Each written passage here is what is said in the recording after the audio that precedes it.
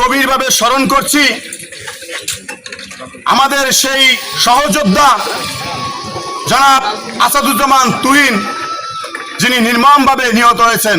আল্লাহ তাকে জান্নাতের উঁচু মাকাম দান করুক।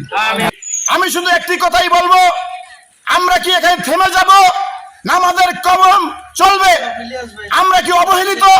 সাংবাদিকরা চারটি স্তম্ভের চতুর্থ স্তম্ভে, আজকে আমাদের সেই সুরক্ষা নেই।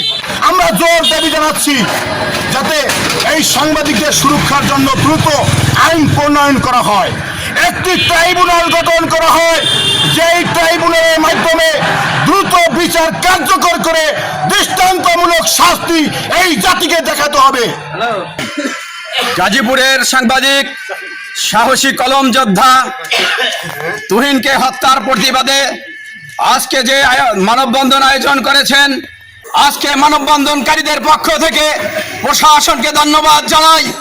যখনই তুহিনকে নির্মমভাবে হত্যা করা হয়েছে, পুলিশ 8 জনকে গ্রেফতার করতে সক্ষম হয়েছে, তাই আমরা প্রশাসনের প্রতি দাবি জানাই, গ্রেফতারি মধ্যেই থাকলে হবে না, তাদের একটি এমন শাস্তি দিতে হবে যে শাস্তি দেখে সারা বাংলাদেশের জনগণ বুঝবে যে না, সাংবাদিকদের দিকে আর চোখে লাল চোখে তাকানো যাবে না। প্রিয় বন্ধুরা, সন্ত্রাসীরা কোনো দলের নয়, এরা দেশের শত্রু, এরা জাতির শত্রু, এরা সাংবাদিকদের শত্রু। এখন আমরা কোন অবস্থায় আছি, কোন দিকে আমাদের সাংবাদিকতা যাচ্ছে, কোথায় যেয়ে শেষ হবে, আমরা বলতে চাই আপনারা যারা আছেন দেশের নীতি নির্ধারক, তারা অতিলম্বে অতি দ্রুত সাংবাদিকদের নিরাপত্তা ব্যবস্থা করার জন্য আইন প্রণয়ন করুন, যাতে সাংবাদিকরা সুরক্ষিত থাকে এবং দেশ সুরক্ষিত থাকে। সাংবাদিকদের একত্রবদ্ধ সবসময় থাকতে হবে, যাতে এরকম গাজীপুরের মতো কোনো ঘটনা বাংলাদেশের মাটিতে কোথাও সাংবাদিকের উপর এবং নির্মম হত্যাকাণ্ড না চালাতে পারে। এজন্য আমাদের সকলের ঐক্যবদ্ধ থাকতে হবে। দীর্ঘদিন ধরে এই সাংবাদিক সমাজ নির্যাতিত, নিপীড়িত, যেটা সত্যের সন্ধানে যে আমরা কলম ধরি,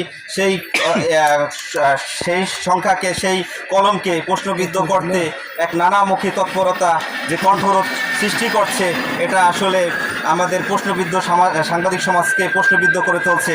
আমাদের নিশ্চয়তা কোথায়? আমরা সত্য তুলে ধরি, আর এই সত্য তুলে ধরতে গিয়ে আমাদের বিভিন্নভাবে লাঞ্ছিত করা হয়, আমাদের মিথ্যা মামলায় চালানো হয়, আমাদের কণ্ঠ চেপে ধরা হয়।